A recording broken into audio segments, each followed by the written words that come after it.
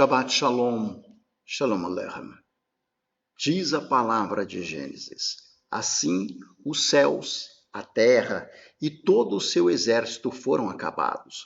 E havendo Deus acabado no dia 7º a obra que fizera, descansou no 7º dia de toda a sua obra que tinha feito. Abençoou Deus o dia 7º e o santificou, porque nele descansou de toda a sua obra que Deus criara e fizera. O quarto mandamento do Decálogo do Eterno nos diz nas suas palavras primeiras: lembra-te do dia do sábado para o santificar. 6 dias trabalharás, farás toda a tua obra, mas o 7º dia é o sábado do Senhor teu Deus. Não farás nenhuma obra, nem tu, nem teu filho, nem tua filha, nem teu servo, nem a tua serva, nem o teu animal, nem o teu estrangeiro que está dentro das tuas portas. Por quê? Porque em 6 dias fez o Eterno os céus e a terra, e tudo o que neles há, e ao 7º dia descansou e o santificou. É uma alegria imensa estar no dia da aliança entre Deus e os descendentes de Abraão para discorrer sobre os ensinos das Escrituras. A paraxá desta semana, Bo, vai, conta a história das 3 últimas pragas derramadas sobre a nação egípcia: os gafanhotos, a escuridão e a morte dos primogênitos. Deus comanda aos israelitas que ofereçam o cordeiro pascal em sacrifício. E depois da última praga, então, o faraó ordena que os israelitas deixem a terra onde foram escravos por tantos anos. A palavra de Deus é interessante quando nos traz o relato de Pessach. Não simplesmente a redenção, mas de uma forma profunda, o ensino do Êxodo nos remete a uma liberdade intensa, progressiva, continuada e definitiva para o amanhã, através do Cordeiro Pascal.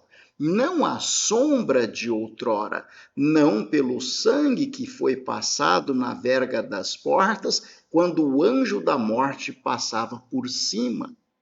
No entanto, num reflexo da realidade de um sacrifício que traria expiação eterna, uma remissão definitiva, e Yeshua, o Cordeiro Pascal, anunciado por Shaul HaShalir em 1 Coríntios, traz a certeza de nossa salvação mediante a remissão dos pecados pelo seu nome. Os servos do faraó suplicam que faraó liberasse o povo de Israel para partir. O faraó endureceu o seu coração. Deus ordena então, antes da 10ª e última praga, que o povo de Israel ofereça o sacrifício. Que passe o sangue do cordeiro na verga das portas de suas casas, porque no momento em que o anjo passasse para ceifar a vida dos primogênitos egípcios, o sangue na verga da porta seria o sinal para a redenção dos filhos de Israel. Naquela ocasião, nos diz a palavra de Deus em Êxodo que os filhos de Israel saíram apressadamente, de forma que não houve tempo para que o pão levedasse. O livro de Êxodo, no capítulo 4, nos fala a respeito de Israel, dizendo: então dirás ao faraó: assim diz o Senhor, Israel é meu filho, meu primogênito. Eu tenho dito: deixa ir o meu filho, para que me sirva, mas tu recusaste deixá-lo ir. Eis que eu matarei a teu filho, o teu primogênito. A 10ª praga, ainda por vir, aliás, nem a primeira havia ocorrido, já estava previsto na palavra de Deus, conforme relato do livro de Timóteo, no capítulo 4. Diante da recusa de Faraó, tendo ele inflado o seu ego até as últimas consequências, Deus demanda a vida dos primogênitos do Egito, para que ele, conforme também diz a Escritura, seja reconhecido como Deus de toda a terra. No panteão dos deuses, Faraó se via grandioso, valeu-se da sua coragem até a 7ª praga. No entanto, a partir da 8ª, disse ele, conforme registro, eu compreendo e entendo que nós somos vis pecadores, mas Deus é justo. O pão não havia levedado quando os filhos de Israel deixavam, no amanhecer daquele dia, as terras do Egito. Isso nos traz à memória os relatos da Brit Hadashah, em João capítulo 13, quando diz, ora antes da festa da Páscoa, sabendo Yeshua que já era chegado a sua hora de passar deste mundo para o Pai, como havia amado os seus que estavam no mundo, amou-os até o fim. Dentro deste mesmo capítulo, no verso 26 e 27, nos diz o seguinte, Yeshua respondeu, é aquele a quem eu der o bocado molhado, e molhando o bocado, deu a Judas Iscariotes, filho de Simão. E após o bocado, entrou nele o inimigo. Disse, pois, Yeshua, o que fazes? Faze-o depressa.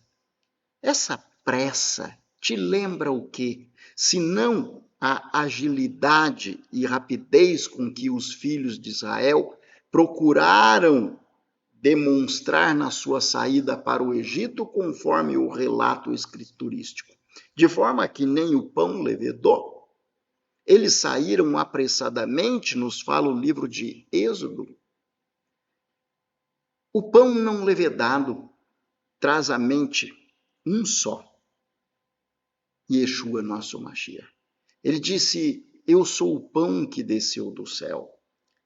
Yeshua faz referência a si, não do pão que sacia a fome física, mas do pão que sacia para uma vida em eternidade. Shaul Hashaliah diz na carta aos Coríntios, ele é nosso Cordeiro Pascal.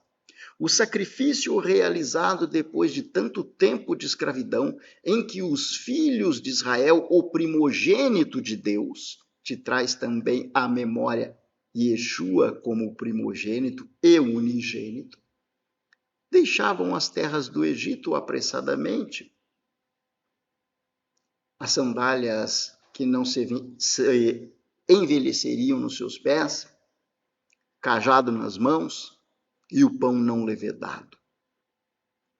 Pão, em hebraico, matzah, do plural matzot, contém as mesmas consoantes da palavra mitzvot, mandamentos. Isso é muito interessante, porque Yeshua disse em relação aos mandamentos, aquele que me ama, guarda os meus mandamentos. A função dos mandamentos de Deus entregues aos descendentes de Abraão visa a santificação. Assim como o Shabat foi santificado e pela obediência não somente ao Shabat, ao qual somos admoestados a nos lembrar, bem como os demais mandamentos, produzem e contribuem para a santificação dos filhos de Deus. É o pão não levedado, é o pão sem fermento, é o pão que alimenta para a vida eterna. E o sangue na verga da porta? Nos diz a palavra de Deus que sem derramamento de sangue não há remissão. E aquele sangue que os israelitas passavam na verga da porta livravam os primogênitos da morte. O livro de Êxodo diz: Israel é meu primogênito. Portanto, o filho primogênito israelita não morria, mas todos aqueles que adoravam os deuses pagãos dos egípcios morreram. Não somente os filhos dos egípcios, como os animais também, mas dos israelitas, os filhos não foram tocados, tampouco os seus animais. Quem seria o primogênito também que de uma forma plena, de uma forma decisiva, nos traria a redenção do Egito em que vivemos? Quem seria aquele cujo sangue seria capaz de trazer a redenção definitiva, a expiação e nos livrar da morte no dia futuro? Quem seria aquele em que, não havendo pecado, seria oferecido como cordeiro imaculado, sem rugas? Quem seria aquele que representaria os mandamentos de Deus? Aquele que me ama, guarda os meus mandamentos. Conforme eu vos tenho dito, a palavra mitzvot, mandamentos, tem as mesmas consoantes de matzot, pães sem fermento. Yeshua é o pão. Ele diz: quem come deste pão terá vida em si. O relato do Pêssar é muito mais que a redenção do primogênito de Israel.